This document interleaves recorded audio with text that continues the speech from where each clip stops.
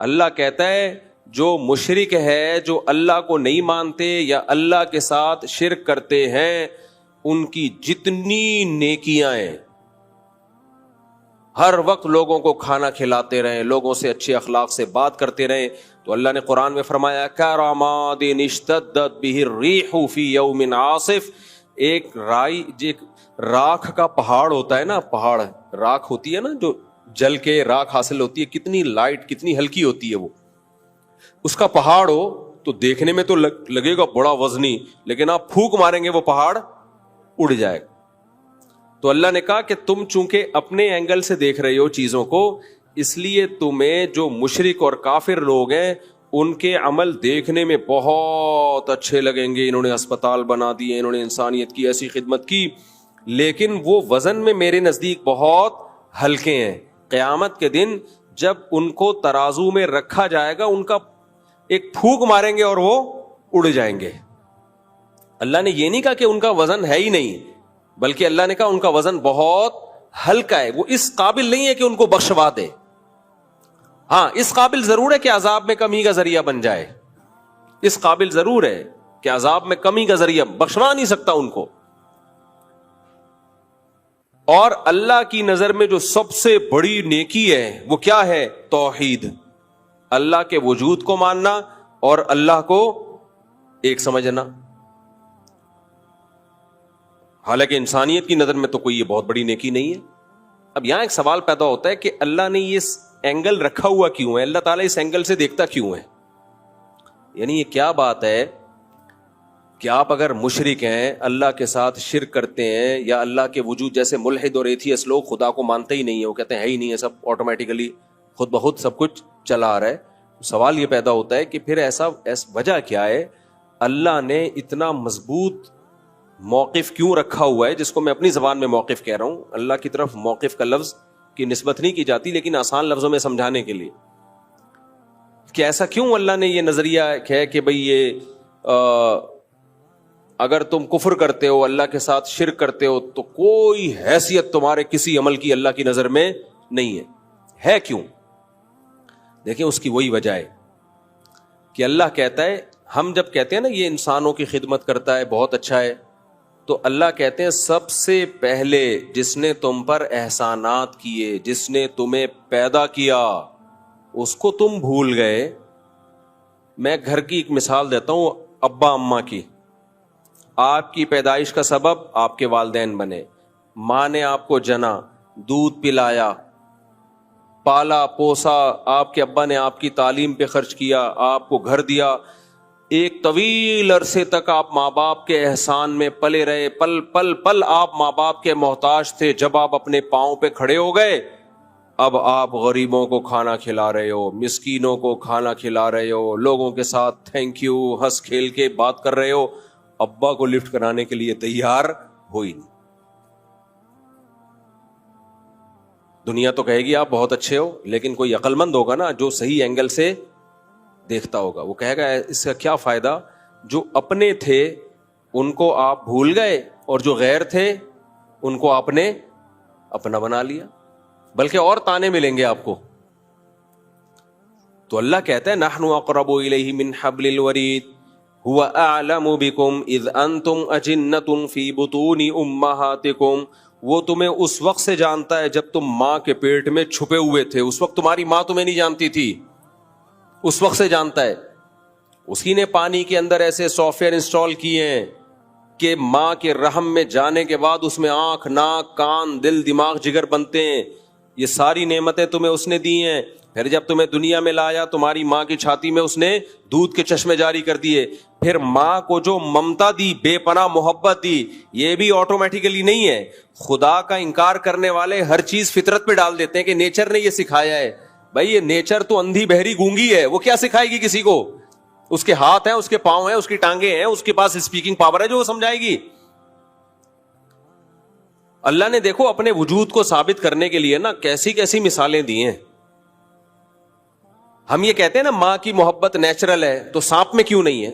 سانپ کی مادہ انڈے جنتی ہے، انڈے دیتی ہے، اور جیسے ہی بچے نکلتے ہیں کھانا، بچے سب سے پہلے ماں سے دور بھاگتے ہیں سانپ کی مادہ کے۔ نہیں آئی میرا خیال ہے بات.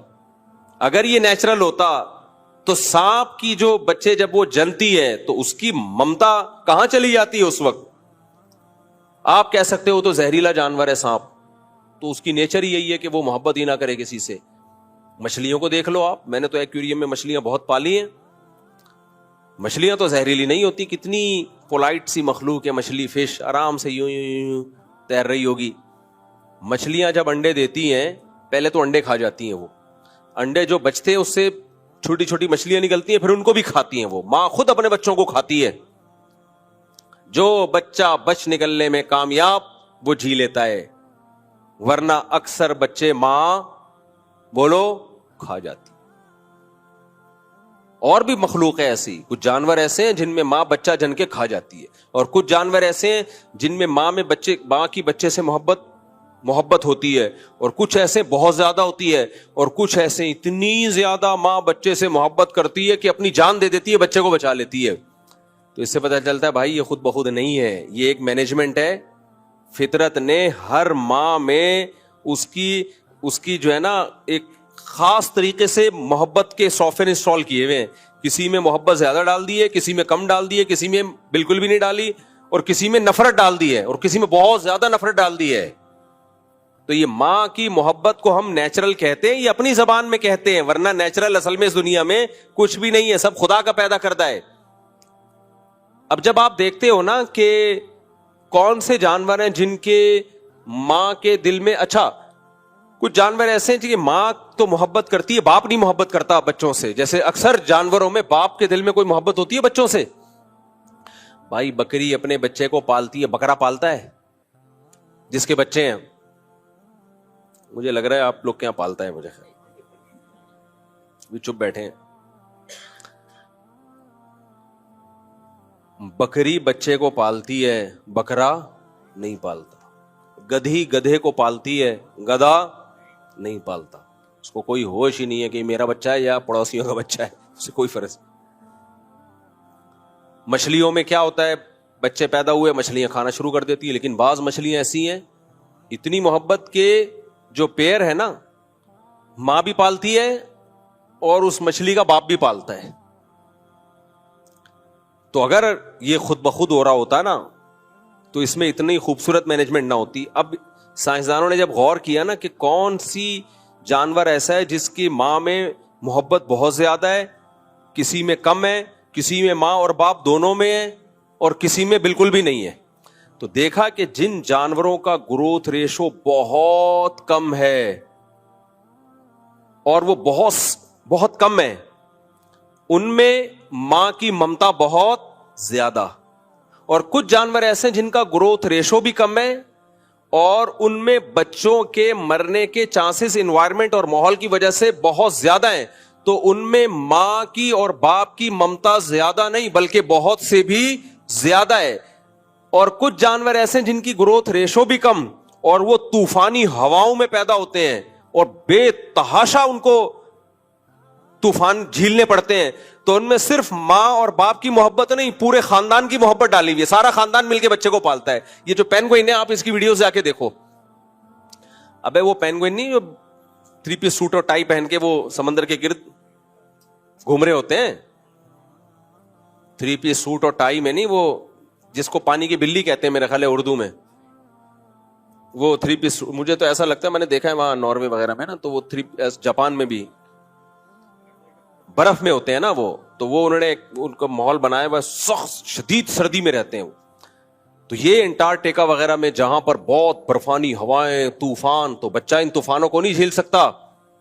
تو اس کے لیے اللہ نے میں نے کتاب پڑھی ہے اس پہ, ڈاکومنٹری نہیں دیکھی, ایک سائنٹسٹ کی میں نے کتاب پڑھی ہے, کئی سال ہو گئے, پوری مجھے یاد نہیں ہے وہ, کہ کیسے اس کی ماں اور باپ دونوں مل کے ایک بچے کو پالتے ہیں. ہم ایسے 19 کو نہیں پال سکتے جیسے وہ, چڑھاتا رہوں گا میں, چڑھاتا رہوں گا, جیسے وہ, اللہ نظر سے بچائے, تو جیسے وہ ارشاد بٹی نے مجھ سے پوچھا تھا نا کہ آپ یہ قوم کی خدمت کر رہے ہیں,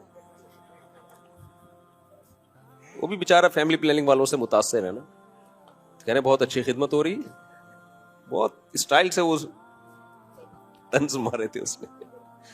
تو لوگ سمجھتے ہیں میں شرمندہ ہو جاؤں گا. میں شرمندہ ہوں, لیکن اس پہ شرمندہ ہوں کہ پروگریس جتنی ہونی چاہیے اتنی ہے نہیں. پھر میں شرمندہ ہوں. جو رزلٹ ہونا چاہیے وہ ہے نہیں. 19-20 تو آپ آج کل آپ کے پی کے میں جاؤ آرام سے, 19-20 کوئی مسئلہ ہی نہیں. تو خیر, تم کتنے ہو؟ 6 بہن. تو تم 19 کہہ رہے ہو ان کو یار. خیر, وہ ایک آدمی سے کسی نے پوچھا آپ کے کتنے بچے, آپ کے ابا کیا کرتے ہیں؟ انہوں نے کہا ہم لوگ 28 بہن بھائی ہیں. تو اس نے کہا میں پوچھ رہا ہوں آپ کے ابا کرتے کیا ہیں؟ کہہ رہے میں نے بتایا نا ہم لوگ 28 بہن بھائی ہیں. کہہ رہا بھائی میں پوچھ رہا ہوں کرتے کیا ہیں؟ تو کہہ رہے یہ کام نہیں ہے کیا؟ یہ کام نہیں. خیر, وہ ایک مزاح تھا. تو پینگوئن کو دیکھ لو, آپ ڈاکومنٹریز دیکھیں, اس کی کتابیں پڑھیں اس کے بارے میں, گوگل پہ سرچ کریں, کیونکہ جھکڑ ہیں, برفانی طوفان آتے ہیں, اس بچے کو کا سروائیو کرنا بہت مشکل. لیکن اس کے ماں باپ اس بچے کو جننے میں اور پالنے میں اتنی تکلیف اٹھاتے ہیں, ایسے جان جوکھوں میں کھیل کے اور اس کی ہیلپ کرتے ہیں, اپنے بچے کو پالتے ہیں. اور پھر اس کے بعد باقی خاندان بھی ساتھ دیتا ہے. وہ پورا پریوار جو ہے نا جھنڈ میں جا رہے ہوتے ہیں, چلو جی ماں پیچھے رہ گئی تو دوسری انٹی آتی ہیں اس کو گلے لگا لیتی ہیں. انسانوں میں ایسا نہیں ہے, ٹھیک ہے نا. دوسری انٹی آئیں گی وہ اس کو گلے لگا لیں گے, چل بھائی جب تک تیری ماں نہیں آتی تھوڑی دیر کے لیے برفانی ہواؤں سے میں تجھے بچا لیتی ہوں. لیکن جن جانوروں میں گروتھ ریشو بہت زیادہ ہے, تنادن پیدا ہوتے ہیں, ان میں اللہ اگر ماں کی ممتا رکھ دیتا نا تو ماں تو سارا دن سینکڑوں بچوں کو پال پال کے خود مر جاتی وہ, اور اتنے ان کے گروتھ ریشو ہوتا کہ وہی نسل ہوتی, باقی دنیا میں سب ختم ہو چکے ہوتے. سانپ کی مادہ ہزاروں انڈے دیتی ہے, اب وہ ہزاروں میں اگر 500 بھی بچ جاتے تو سانپ ہی سانپ ہوتے دنیا میں. اسی طرح مچھلیاں, میں نے ایک فش پالی ہے, وہ ہے کون سی فش ہے, گولڈن فش, موٹی سی نہیں ہوتی, 10,000 انڈے کہتے ہیں ایک وقت میں دیتی ہے وہ. 10 ایسی مچھلیاں ہیں, 10,000 انڈے, اور 20 50 ہزار انڈے, پھر ان سے 50 ہزار بچے نکلتے ہیں. اب آپ سوچ لو 50,000 بچے نکلے, وہ 50 کے 50,000 ماں نے پال پوس کے اسکول بھیج کے ٹیوشن فیس لگا کے سارے ویکسین کروا کر اس کو جوان کر دیا. ان 50,000 کی جب شادی ہوگی تو ایک ایک کے 50,000, تو 50,000 کو 50,000 سے ضرب دو تو اکائی دہائی سینکڑا, ہزار, 10,000,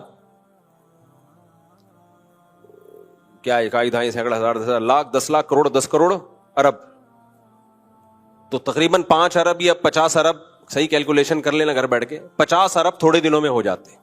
تو مچھلیاں ہی مچھلیاں ہوتی میرے بھائی, سمندر میں تو پاؤں رکھنے کی بھی جگہ نہیں ہوتی, پھر وہ سب مر جاتی, تعفن پھیلتا. تو اللہ نے کہا اتنے بچے یہ پیدا کر رہی ہے تو ان کی ماں کے دل سے اللہ نے ممتا چھین لی, بولا کھاؤ, جو نکل گیا وہ میچ جیت جائے گا. ٹھیک ہے نا, وہ پہلے دن سے ہی بھاگنا شروع کرتا ہے, پہلے اماں سے جو نکل گیا وہ جیت گیا. تو بھائی یہ ماں کے تو وہ بھی مچھلی ہے. تو اچھا, کچھ جانور ایسے نر اور مادہ دونوں مل کے پال رہے ہیں اس کو, تو یہ پورا ایک مینجمنٹ ہے. قرآن کی اس آیت کو یاد رکھو. قرآن جہاں بھی اللہ کی کائنات کے مظہر ہمارے سامنے رکھتا ہے کہ کائنات میں یہ کچھ ہو رہا ہے, یہ کچھ ہو رہا ہے, 2 لفظوں میں اللہ اپنی قدرت کو بیان کرتے ہیں. اللہ کہتے ہیں ذالک تقدیر العزیز العلیم. بہت زبردست آیت ہے, اللہ کرے سمجھ میں آ جائے. جو اللہ کا انکار کرنے والے لوگ ہیں نا, اللہ ان کو نہیں چھوڑے گا. اللہ کہتے ہیں تم کتنے نیک ہو, کتنے نیٹ کلین, تھینک یو, اور ہر وقت اچھی اچھی باتیں کرتے ہو, غریبوں کو کھانا کھلاتے ہو, ہسپتال بنا دیے, یتیم خانے